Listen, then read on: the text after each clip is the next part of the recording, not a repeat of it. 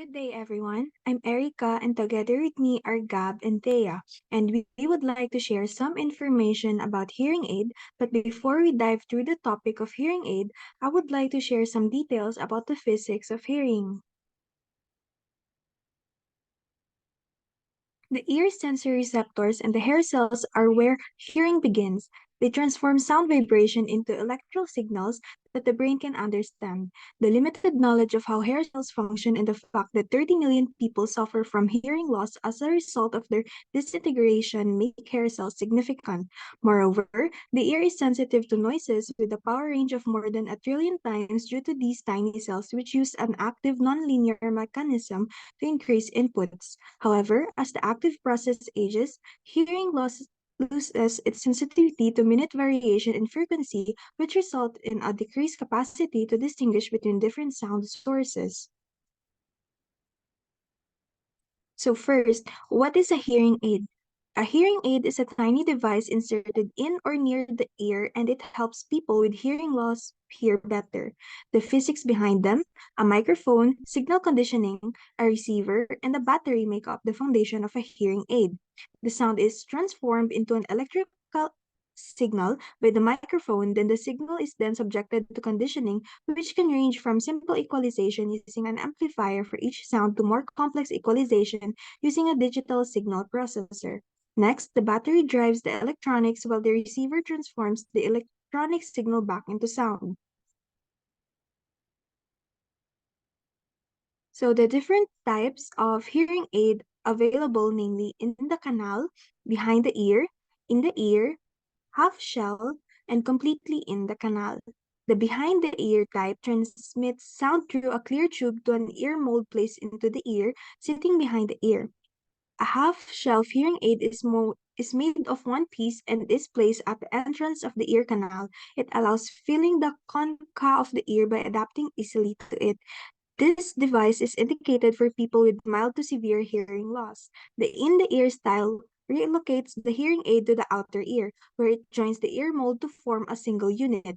This design appears as a monolithic mass that occupies the majority of the outer ear. The in-the-canal design decreases the space used up in the outer ear and moves a portion of the hearing aid into the ear canal, but it is still visible. The smallest of them all is the completely in the canal type since it entirely encloses the ear canal and virtually disappears from view. Do all hearing aids work the same way? Hearing aids work differently depending on the electronics used. For instance, the two main types of electronics are analog and digital. Analog aids convert sound waves into electrical signals, which are amplified. Analog hearing aids are custom built to meet the needs of each user. The aid is programmed by the manufacturer according to the specifications recommended by the audiologist. Analog hearing aids have more than one program or setting. Thus, analog aids are less expensive than digital aids. Digital aids, on the other hand, convert sound waves into numerical code similar to the binary code of a computer before amplifying them, because the code also includes for information about the sound pitch or loudness. The aid can be physically programmed to amplify some frequencies more than others. These aids can be programmed to focus on sounds coming from a specific direction.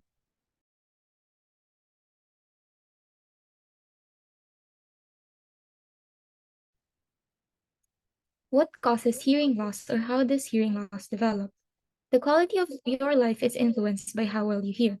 Hearing loss makes things difficult with communication and leads to frustration and disengagement in social settings. Hearing aids help people of all ages by enhancing their natural hearing ability. As stated, hearing loss affects people of all ages, genders, races, and ethnicities. However, it is widespread in older adults, affecting 1 in every 3 people over the age of 65 and half of those over the age of 75. Presbycusis is the medical term for age-related hearing loss. Infants and children are also affected by hearing loss. 1 in every 1,000 infants is born with some form of hearing loss, making it one of the most prevalent birth defects in children. A condition of hearing loss that is present at birth is called a congenital condition. With the discussion of hearing loss, it is also just right to compare it with deafness for the sake of the discussion. Even if a person has hearing loss, they can still hear noises clearly enough to take part in conversations. Through additional therapies or the use of hearing aids, they can enhance their hearing capabilities. A deaf person, on the other hand, has very little to no hearing ability at all. Devices and hearing aids are ineffective for them, making their only way of communicating through sign language.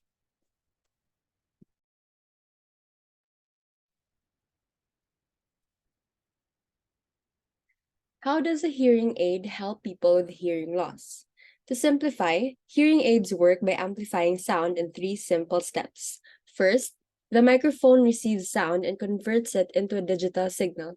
Next, the amplifier increases the strength of the digital signal. And lastly, the speaker produces the amplified sound into the ear. For a more in-depth explanation, a hearing aid magnifies sound vibrations which enter the ear. The larger vibrations are picked up by remaining hair cells, which translate them into neural impulses and send them to the brain. If a person has greater damage to their hair cells, then the hearing loss as a result will be more severe, and in turn, a hearing aid amplification will be needed to make up the difference. Albeit, hearing aids have practical limits to the amount of amplification that they can provide. Furthermore, there are situations wherein a hearing aid will become ineffective. A sample scenario would be if the inner ear is too damaged, even large vibrations will not be converted into neural signals. Despite the effectiveness of hearing aids, there are still some side effects to some people with hearing loss that use hearing aids, such as headaches, skin soreness, and itchiness in the ear canal. A study conducted by the American Academy of Audiology revealed that most adults with hearing loss who use hearing aids experience some side effects. However, the side effects are usually mild. As for the specific side effects like headaches, the probability of having headaches is higher when a person waits too long to get hearing aids, despite sensing signs of having hearing loss. This problem may be minimized by doctors by having a consultation with them. Another side effect is the buildup of earwax, which leads to a whistling sound heard by hearing aid users. The whistling is a result of high-pitched frequencies that, when combined by the earwax, can block the sound coming out of the hearing aids.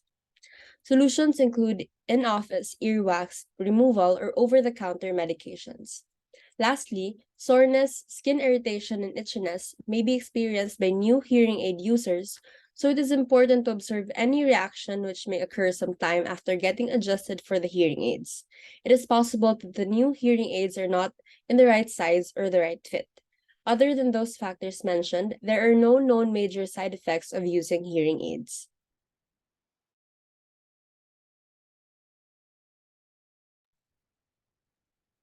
In summary, we have discussed the physics behind hearing, which starts from the hair cells to transforming sound vibrations received from it into electrical signals that the brain can understand. We have tackled as well the physics behind hearing aids, tiny devices inserted in and near the ear, and it helps people with hearing loss hear better. To complete the system, it includes a microphone, signal conditioning, a receiver, and a battery. We have also talked through the different types of hearing aids, which include the in the canal or ITC, behind the ear BTE, in the ear ITE, half shell HF, and completely in the canal or CIC. There are actually two main types of electronics in hearing aids, making it work differently depending on which one is used. Digital hearing aids like analog hearing aids use a microphone and an electronic signal. However, unlike analog hearing aids, which simply increase the original sound wave, digital hearing aids recreate the sounds in a digital reproduction of the sound wave.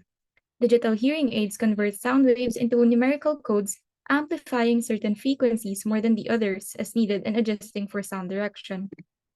Moreover, the discussion also included the elaboration of how hearing loss starts and or develops.